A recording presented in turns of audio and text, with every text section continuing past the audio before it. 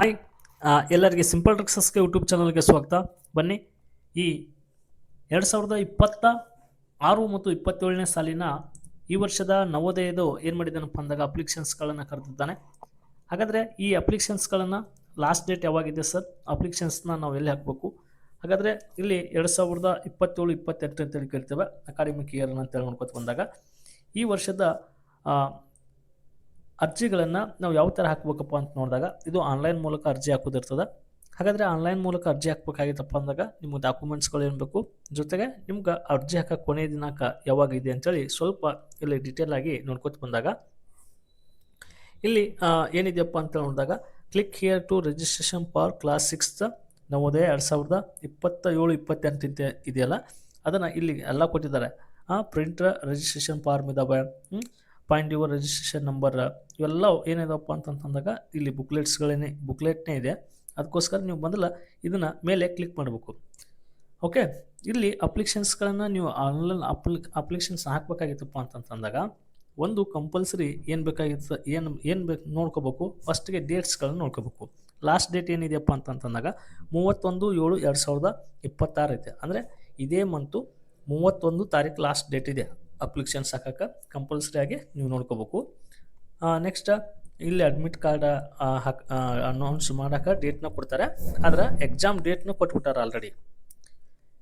Applications date ಕೊಟ್ಟಿದ್ದಾರೆ, ಜೊತೆಗೆ exam ಡೇಟ್ನು ಕೊಟ್ಟಿದ್ದಾರೆ. ನೆನಪಿರಲಿ, 28/11/2026 ಅಂದರೆ ನವಂಬರ್ 11ನೇ ತಿಂಗಳು ನವಂಬರ್ 28ಕ್ಕೆ ಇದೇನಾಗ್ತದಪ್ಪ ಅಂದಾಗ ಎಕ್ಸಾಮು ನಡೀತದೆ.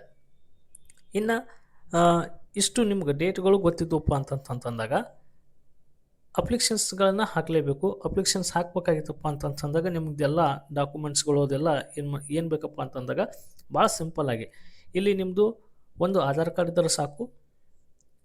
ಹೌದಾ, ಆಧಾರ್ ಕಾರ್ಡ್ ಇತ್ತಪ್ಪ ಅಂತ ಸಾಕು. ಇಲ್ಲಿ ಎಸ್ ಅಂತೇಳಿ ಹಾಕಿ ನಿಮ್ಮ ಆಧಾರ್ ಕಾರ್ಡ್ನ ಹಾಕಿ ರಿಜಿಸ್ಟ್ರೇಷನ್ನ ಮಾಡ್ಕೋಬೇಕು. ಮಾಡ್ಕೊಂಡ ತಕ್ಷಣವೇ ಏನಿಲ್ಲ, ನಿಮ್ಮದೊಂದು ಫೋಟೋಗ್ರಾಫು, ನಿಮ್ಮ ಪೇರೆಂಟ್ಸ್ ಸಿಗ್ನೇಚರ, ನಿಮ್ಮ ವಿದ್ಯಾರ್ಥಿ ಸಿಗ್ನೇಚರ, ನಿಮ್ಮ ಆಧಾರ್ ಕಾರ್ಡ್, ನಿಮ್ಮ SATS ನಂಬರ್ ಇಷ್ಟಿದ್ರೆ ಸಾಕು. ಆನ್ಲೈನಲ್ಲಿ ನೀವೇನು ಮಾಡ್ಬೋದಪ್ಪ ಅಂತಂದಾಗ ಈ ವರ್ಷದ ಅಪ್ಲಿಕೇಶನ್ಸ್ನ ಹಾಕೋಬೋದು. ಅಲ್ಲಿ ಒಂದು ಡೇಟ್ ಕೊಟ್ಟಿದ್ದಾನೆ, ನಿಮ್ಮ ಏಜು ಎಷ್ಟಾಗಿರ್ಬೇಕಪ್ಪ ಅಂತಂದಾಗ 2015 ಒಳಗಡೆನೇ ಇರಬೇಕು. 1/5/2015 ಮೇಲೆ. ನೆಕ್ಸ್ಟ್ 31/7 ಏನಿದೆ ತಿಂಗಳದು 7/2017 ಈ ಡೇಟಿನ ಒಳಗಡೆ ಇರುವಂಥ ಮಕ್ಕಳು ಈ ಪರೀಕ್ಷೆ ಬರೆಯೋಕೆ ಎಲಿಜಿಬಲ್ ಇರ್ತಿರ್ತಾರೆ. ಪ್ರಸ್ತುತವಾಗಿ 5ನೇ ತರಗತಿಯಲ್ಲಿ ಅವರು ಕಲಿತಾ ಇರಬೇಕು. ಅದು ಗ್ರಾಮೀಣ ವಿದ್ಯಾರ್ಥಿ ಆಗಲಿ, ನಗರ ವಿದ್ಯಾರ್ಥಿಗಳಾಗಲಿ, ಎಲ್ಲ ಇರಲಿ. ನಿಮ್ಮ ಕಾಸ್ಟ್ ಇನ್ಕಮ್ ಅದು ಏನಾದರೂ SC/ST ಅದವ್ರು ಇದ್ದವಪ್ಪ ಅಂತಂದಾಗ ಕಾಸ್ಟ್ ಇನ್ಕಮ್ನ ತೆಗೆದುಕೊಳ್ಳಿಟ್ಕೊಳ್ರಿ. ಹಾಗಾದರೆ ಅಪ್ಲಿಕೇಶನ್ಸ್ಗಳನ್ನು ಶಾರ್ಟ್ಲಿ ಎಲ್ಲರೂ ಏನು ಮಾಡ್ರಪ್ಪ ಅಂತ ಅಪ್ಲಿಕೇಶನ್ಸ್ ಹಾಕ್ರಿ. ತರಬೇತಿಗಳನ್ನು ಏನು ಮಾಡ್ರಪ್ಪ ಅಂತ ತೆಗೆದುಕೊಳ್ರಿ.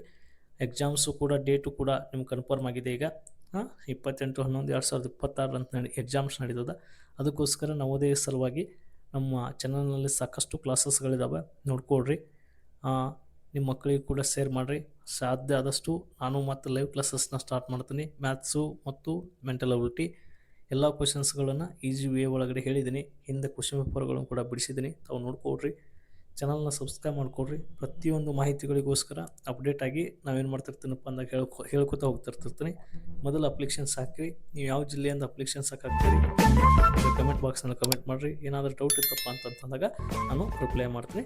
ಧನ್ಯವಾದಗಳು ರೀ.